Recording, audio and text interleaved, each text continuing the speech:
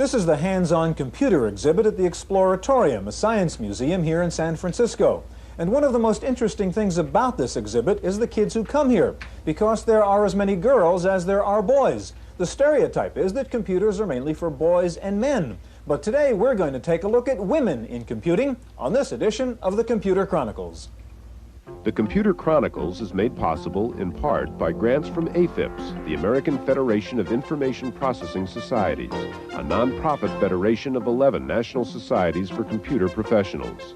AFIPS, Leadership and Service in Computer and Information Technology. Additional funding is provided by McGraw-Hill, publishers of Byte. Byte's detailed technical articles on new hardware, software, and languages cover the latest in microcomputer technology worldwide.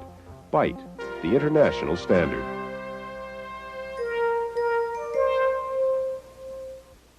Welcome to the Computer Chronicles. I'm Stewart Cheifet, and this is Gary Kildall. Gary, we have up on the computer here an adventure game called Cave Girl Claire that features a young girl as the main figure in the adventure game. And that reminds us right away that, in fact, most adventure games, most computer games are aimed at men. Now, a lot of people thought computers and high-tech would be an equalizer among the sexes, but yet most computer engineers, programmers, scientists are, in fact, men. What is your theory as to why there is this gender gap in computers? Well, our industry is really based in general engineering, which is a male-dominated field. But our industry also thrives on talent and innovation and not on artificial biases and barriers. What's the reality of the situation? I don't know what it is exactly. I do know in my personal experience, my son is a computer nut and my daughter loves horses. Now, I love both of those directions, but I can't tell you what I did to influence that. Maybe our experts can. I think so. We're going to meet the woman who created this particular piece of software for women. We'll meet several of the top women in the computing field to find out why there are so few women in computers. Now, their numbers may be few, but there are some precocious young women out there in computers, and we're going to begin with a profile of a young female computer whiz. Computers in the classroom are no longer scarce, often introduced to both boys and girls as early as the first grade. But while the sexes are about evenly divided in this elementary school class, the ratio changes in later years. A recent study indicates that first grade girls are just as likely to use computers as boys. But by the sixth grade, boys outnumber girls by 2 to 1. By the time they leave junior high school, boys make up 80% of the group learning to program computers. Educators cite different reasons for the discrepancy, from intimidation and parental pressure to educational software's male-oriented games.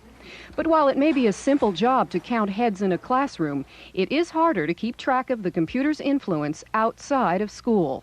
Going and maybe come in on, say, Monday. Corey Grimm is 16 years old. She's also a graphic artist working at her mother's software company.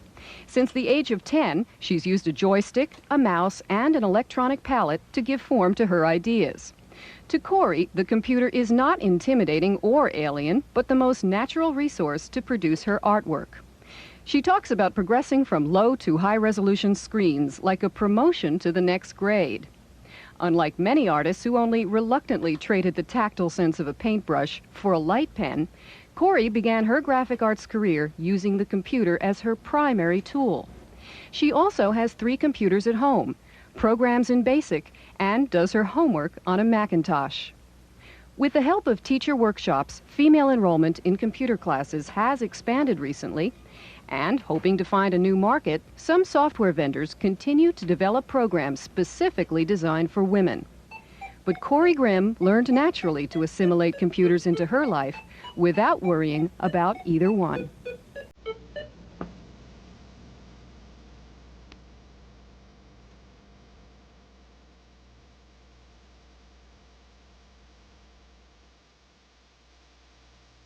Joining us now is a mother and daughter team of computer scientists. First of all, Thelma Estrin, a professor of computer science at UCLA, and next to her, her daughter, Judy Estrin, the executive vice president at a company she helped found, Bridge Communications, a company involved in local area network technology. Gary?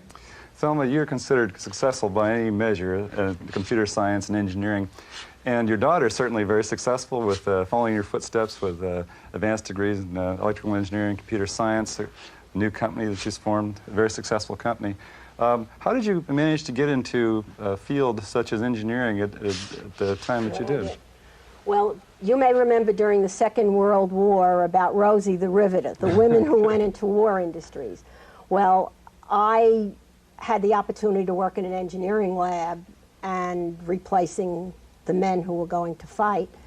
And after that, I decided to go back to school and major in engineering, and it was at a time when I just went right through and got a PhD in electrical engineering.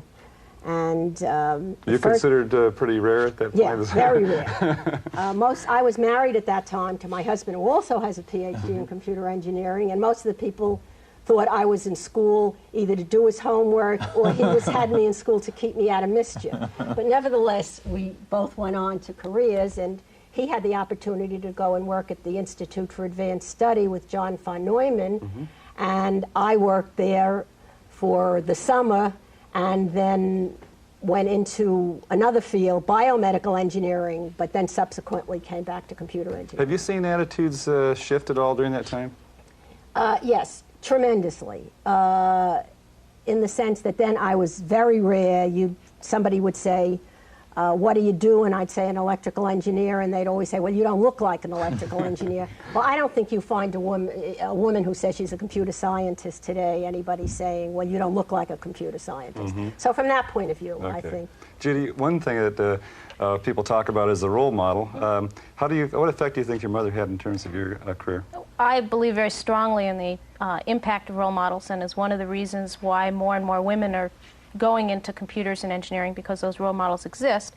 And I think one of the main differences and the things that have helped me be successful has had to do with how I approach my entry into the industry and my moving along in that industry. I never questioned whether or not I should move into a man's profession. I watched my mother do it, and it was a question of why shouldn't I, and let's see anybody stop me, as opposed to going out there cautiously.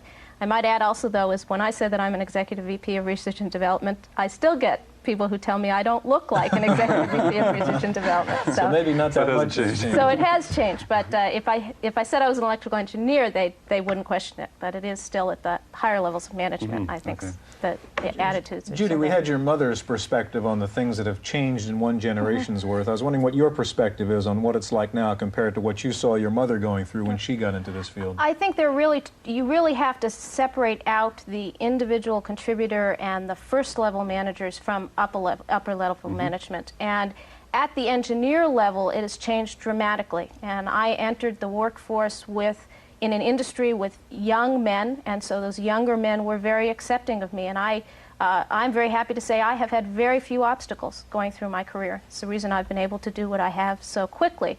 And I think that there have been dramatic changes. At the higher levels, someone earlier was mentioning that the women at the top have tended to be at top of companies they have founded.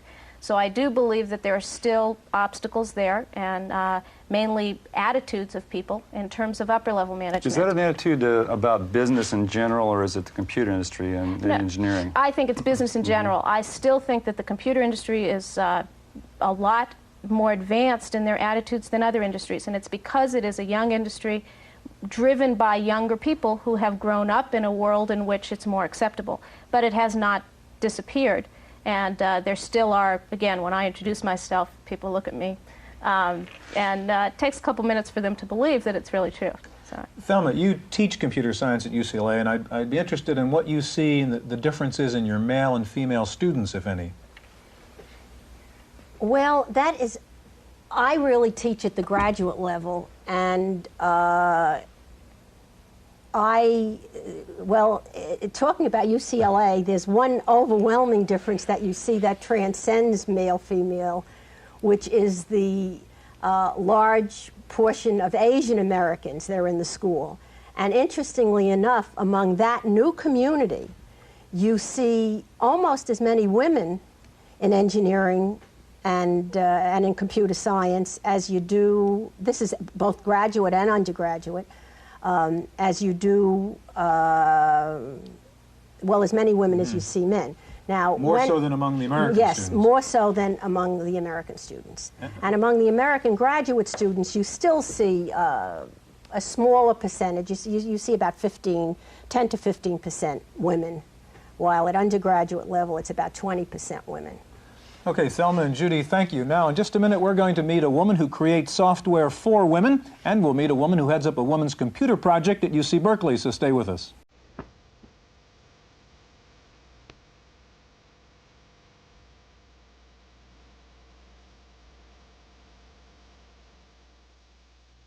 Joining us now is Elizabeth Stott, co-founder of Rhiannon Software, creators of software for girls. And next to Elizabeth is Kay Gilliland, director of the Equals in Computer Technology program at the Lawrence Hall of Science at UC Berkeley. Elizabeth, Judy was telling us when she grew up in her home, she felt like it was okay to work with computers. Now, do you feel like the software that's out there for the home right now makes a young girl feel like it's not okay to work with computers? Most of it does. The artwork, the content, the way that the games are played, they all say, hey, this is a boy thing. The advertising, the whole industry has said this is pretty much a male machine. I agreed with what Judy said. It's like cars were in the 1920s. You know, a woman wasn't caught dead driving a car then. So we have this tremendous psychological barrier to overcome with girls.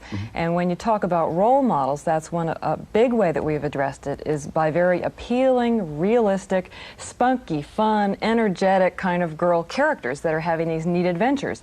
That will appeal to girls. They'll say, hey, I'd like to do that. It's not like being a robot or something like that. As long as that's acceptable among the peer group, right, then it's okay. What sort of things have you done with your software that really is, say, oriented toward, well, not necessarily, say, little boy oriented? Well, they're oriented toward girls in several ways. The characters is one way. The style of the graphics is another way. Our graphics draw at a rate that the eye can follow, which is very appealing. We tend to find that people lean into the computer when they first see our graphics rather than leaning away from the computer like they typically do with other software. Can you show us an example? Sure, yeah. We had such a good response from our adventure stories for 7 to 12-year-olds that we designed something for 4 to 8-year-olds which does not involve reading. So with this program, Kristen and Sarah are two new little friends that are for a pre-reader group. And they have a different sort of adventures where you use 3 keys on the computer, but you don't have to type or you don't have to read. Now, this is the menu that Sarah would have. It shows a bunch of different activities that she could choose. She can put pictures in top, middle, bottom order. She can choose. In this one, you have weather conditions, and they can choose clothes to wear certain days. You can tell nature stories. You can figure out what goes on a calendar. And you can put little stories in first, middle, last order. Now, this all goes along with the elementary school curriculum and the things that are being taught there. Now, here's some of the appeal of the graphics. You know, kids love that, and they identify with riding bikes at this age, of course. So Sarah and her friends are always zooming around on bikes. So the idea basically is that as a child really gets into this quote game, the computer is just kind of an artifact that's there, and then, oh, by the way, it's okay to work with computers because this happens to be a way that you can play the game. So they identify with what's going on. They make it real. They take it into their own real life. We've built these games around children. We haven't said, let's match children to the computers. We're saying, let's make a computer game that's going to match the interests of the children. So the animations are cute, and the clothes, well, for example, if a kid wants to choose a bathing suit to wear in the snow, they can, and they do, and they giggle a lot. Grown-ups might think that the right answer is the mittens and the boots, but kids like to try different things. So we encourage them to experiment and have a lot of fun and just find out what the computer can do. Do you ever have boys playing with this software? You know, the extraordinary thing is that you have this girl picture on the cover, you say it's for girls, and boys will say, aha, a new computer game, let me try it, because it is such a male-identified machine.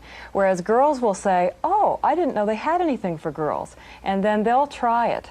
And then what happens is that after they've used our software, they'll go on to other kinds of software. And that's really the point, to crash the barrier so they can go on to other kinds of things. Okay, what is your feeling about this, introducing, let's say, computers into this? Well, I think it's very important that we use whatever entry point that we have in order to make sure that girls have this experience. And many of the things that Rhiannon has done are used in the home, and this helps tremendously. However, it's also true that in the schools, something must be done. Many parents really don't have the same feelings of awareness of this, so that one of the interesting things that happened at the Lawrence Hall of Science recently, we were watching a little group of youngsters, preschoolers, using computers. They were all boys, 12 of them. And a mother was standing there watching the kids, and I said, do you have a son in that class? Oh, yes, he's that one over there. And I said, does he like it? Oh, yes, he likes it. Of course, he might rather be out playing, but yes, he likes it. I said, do you have a daughter? Oh, yes, she's older. And is she interested in computers too? Oh, we never thought about it for her. You know, and this is an intelligent, ordinarily aware person, but our whole society says to us, computers are for boys. And so it's up to our educational system to make sure that we introduce the things It is. in a way that does not have an orientation toward one child or the other. Okay, now your program is called Equals at the Lawrence Hall of Science, and I saw some startling numbers. I think you call them startling statistics, which shows why equals is probably a good word. I think 7% of home computer users are women, 5% of the subscribers to Byte are women, 2% of PC buyers are women. Why do you think that is? I'm not sure that I can explain all the various reasons why that is. I mean, our culture says it to girls when they're very young. You open the magazines and you find pictures of men. You open that manual for the Macintosh, and every entry picture is of a male. And so there are many, many reasons why. But I think what we have to accept is we need to do something about it. If awareness is a very important thing, then parents need to be aware, teachers need to be aware, and in designing the program, actually Equals, directed by Nancy Kreinberg, started in 1977 as a teacher education program in mathematics, and it has developed in a number of ways: family math, Equals in computer technology. Okay, what kind of software do you use in your Equals program? I brought along Gertrude's Secrets, which is from the Learning Company and is used widely by teachers who are aware of the need for software that is bias-free, that is interesting to girls as well as to boys, and those are some of the things we look for. How does Gertrude's Secrets really accomplish that? Well, a lack of violence. I think that's something that girls have done for us in a way. Many girls do not want the violent games, the war games and so forth. And so we as teachers have the opportunity to say, hey, I'm not going to have that in my classroom.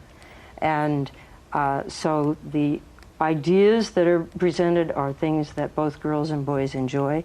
And the learning outcomes are important for both, particularly important for girls, because attribute games such as this, spatial relationships have been an area where girls have had particular difficulty, and apparently they have very different experiences as little kids. And so if girls are school dependent for this learning, it's important for us to have it. Okay, there's another project aimed at training women in computers, and it's called the Women's Computer Literacy Project in San Francisco, and Wendy Woods has a report on that. All these women have one thing in common. They know nothing about computers. They're at the Women's Computer Literacy Project in San Francisco, an intensive 2-day school for women only, in which Deborah Brecker teaches the basics in a unique and controversial way. Deborah Brecker has written the Women's Computer Literacy Handbook, in which she contends that women learn differently from men. Men, she says, can memorize a set of instructions and then follow them. But women, she says, require an understanding of the concepts and the machines before they can fool around with them. I've been looking in research actually to see, is that true? Am I the only person that notices these things? And what I saw is in game theory, what they point out is that boys learn rule games really young, right? Girls are doing process games. They're playing dolls. They're not rules, right? And so I think that patterning, that early childhood patterning, leads into gender differences about how styles of learning. So what the women get are analogies. Brecker compares a buffer to a filling bathtub, RAM memory to mailboxes. Because the class is all women, there's a certain common background that I can assume. Everybody knows how to cook, right? They may not enjoy cooking or be gourmet cooks, but they all understand what a recipe is, they understand what ingredients are. So if they understand what ingredients are, then they know what data is, because the data is the ingredients for a computer recipe.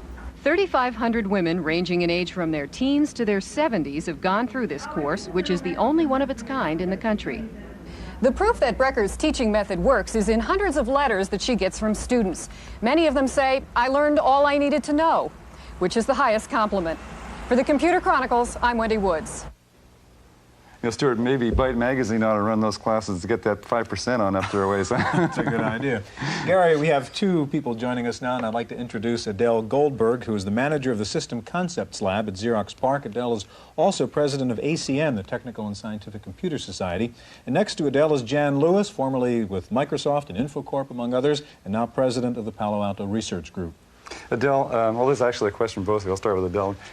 In your roles in the computer industry and in the research work you've done, you have to predict sort of what's happening, where the markets are going to be, things of that sort. Do you see a market, a software market, say, for women specifically, or is that just so general that the word process is a word process, a spreadsheet's a spreadsheet? Well, two answers to your question. First, I don't spend my time predicting the market so much as predicting the future and trying to come up with innovative new ideas that will change the marketplace. Okay. Secondly, I don't distinguish between men and women. I think they're people, and I think the previous segment discussing the computer examples, you kept talking about the child and exciting the child. I'm out to excite children and adults in the software that we present. Now, Jan, what was your experience? I mean, you've come a long way as a woman in this business. I mean, did you have hurdles? Did you have problems? What was the experience you had? You know, the interesting thing is there probably were hurdles and problems. I don't think I realized it until probably about 5 years ago. When I got out of college, the first thing I wanted to do was be a programmer because that was a good field for women, and I never thought of it in terms of discrimination. In 1974, I went into sales for informatics. I was the first female of a 100-person sales force, and I really was in a fishbowl. At this point, a typical high-tech sales force will be about 50-50. At that point, I still hadn't thought in terms of discrimination. As you start getting toward the top, you start realizing that you really have more opportunities if you go off and you start your own company and you start your own thing. At least this is what I realized. And you Seems to be a sort of recurring theme that that the upper levels of the management of the company are difficult to penetrate then. I think there are exceptions, but if you look at the examples that are out there, by and large, the really upper levels have, in fact, started their own companies. And this is really the direction I've gone in, and at this point I feel no problems whatsoever in anybody I deal with in terms of suppliers, in terms of clients, in terms of employees or prospective employees. And I think what I've really done, the tack I've taken, is I have just simply ignored what may or may not have been the obstacles and gone for being the best in anything I do and going in that direction. Adele, is there some concern that girls, young girls who don't get familiar with computers and so on, will be at some disadvantage when they get to be adults and get into the professional world? I mean, it might not have mattered whether you played with model airplanes, but it may matter if you didn't play with computers. I think that is true of not just girls, but boys as well now. It's like never having a pencil and paper in your hand and expecting to get a job when you're an adult. It's becoming more and more imperative to at least have an understanding of what computers are about and how you can use them. One of the things that have been talked about here today has been the importance of role models. I want to emphasize the importance of also having some jobs related to what you're interested in and getting some experience. I don't think we would hire any longer anyone who hasn't had some computing experience and done some real work in the computing field, even though they just graduated from school. You expect them to know and have experience using the tool, if not doing the science about the tool. Now, suppose you are a young girl, like we talked about Gary's daughter before. I mean, it's just, I don't like computers. I'd rather have horses or paint or something. I mean, is that a concern of a parent because of what you say? There are days when I don't like computers, and I'd rather have horses and paint for a while. I don't think it should be a concern. I think that different people are going to be interested in different things. I have two daughters. I do not have computers in the house for them to play with. Right now I have pianos and art supplies and other people, and I just assume that as they grow up they develop their particular interests. I do expect them in school to have some computer experience, and I will give them some as well so they understand. Do you see a positive trend here? That is it, are we working in the right direction now? That more and more women are being involved in computer technology or not? Absolutely, both in the early levels. I think there is a natural inquisitiveness on the part of children, and as long as nothing stands in their way, in other words, as long as a computer is there for them to play with and nobody thinks it's something verboten for them, I think it goes in that direction. I think also in terms of business nowadays, I disagree, by the way, with that 2% of purchasers. I see women, the surveys I've done in the Fortune 2000, the number of women who are doing the purchasing is increasing dramatically at this point. So I see a great move in the direction of women as well as men simply using computers. I'm sorry we're out of time. Thank you so much. Thank you. We just have enough time to go to our commentator, Paul Schindler, for his closing thoughts. As the father of two girls, ages 5 and 1, the subject of this show has special meaning to me. In my other job as senior West Coast editor of Information Week, I wrote a cover story on women in computing. And frankly, it makes me as mad as hell to see how badly women are underused in the computer business. I think it should make you mad too, whether you're a man or a woman. Let me tell you why. If you're a woman, you should be mad because the accident of your birth puts you at a permanent disadvantage in the computer business. Sure, your disadvantage in this field's less than in other fields, but so what? It's still a disadvantage. If you're a man, you should be mad because you're watching a terrible waste of human resources. I hope no one still argues in this day and age that women aren't as smart as men. If they are as smart, they should be half the DP workforce, but they're not. That means, on the face of it, that millions of women who could be the best people in computing are doing something else. That's a shame. Now, I'm not saying hire women because they're women. I'm saying hire the best person for the job, regardless of sex. That's my opinion. I'm Paul Schindler.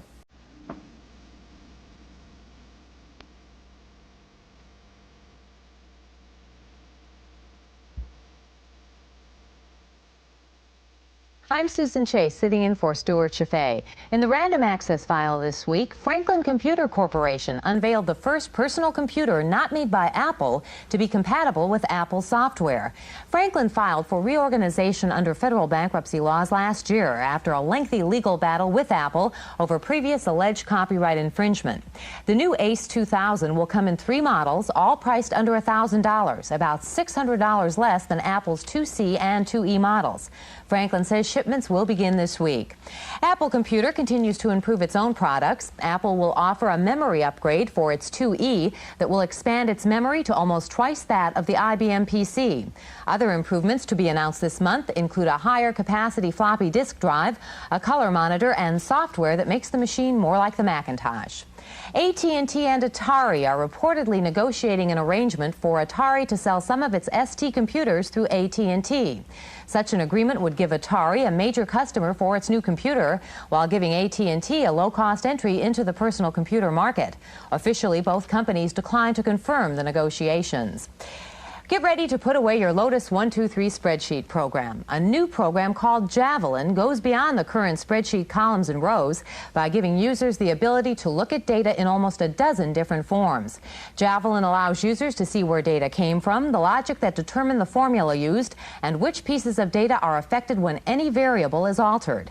The program is designed for IBM PCs with at least 512K of memory and will sell for about $700. And now for more software news, here's Paul Schindler with his review. You know, getting organized must be difficult for all of us, judging from the number of software packages that promise to help, MaxiThink, for example, or ThinkTank. But every time a need becomes clear, someone comes along and builds a better mousetrap, or in this case, a better thought trap. They call Da Vinci a renaissance in thinking. They may be right. Da Vinci is faster, cheaper, and more flexible than any other outline program on the market. It uses color well and includes both a calculator and a calendar. Your outline can contain up to 5 levels, each of which can contain 99 topics, although there's an overall limit of 255 headings. Each heading can be as long as 60 characters. Each can have 50 lines of text associated with it. This text can then be exported into your word processor. If you change your mind about the order of subjects, reorder them. If you decide to make subtopics into topics and vice versa, you can do that too. This thin book tells you all you need to know about how to run the program. That's how simple it is. Da Vinci from Applied Microsystems, Roswell, Georgia, costs $60 and offers the best outlining help on the market. It's not copy protected. For the Computer Chronicles, I'm Paul Schindler. That's it for this week's Computer Chronicles. See you next time. The Computer Chronicles is made possible in part by grants from AFIPS, the American Federation of Information Processing Societies, a nonprofit federation of 11 national societies for computer professionals. AFIPS, Leadership and Service in Computer and Information Technology. Additional funding is provided by McGraw-Hill, publishers of Byte. Byte's detailed technical articles on new hardware, software, and languages cover the latest in microcomputer technology worldwide. Byte, the international standard.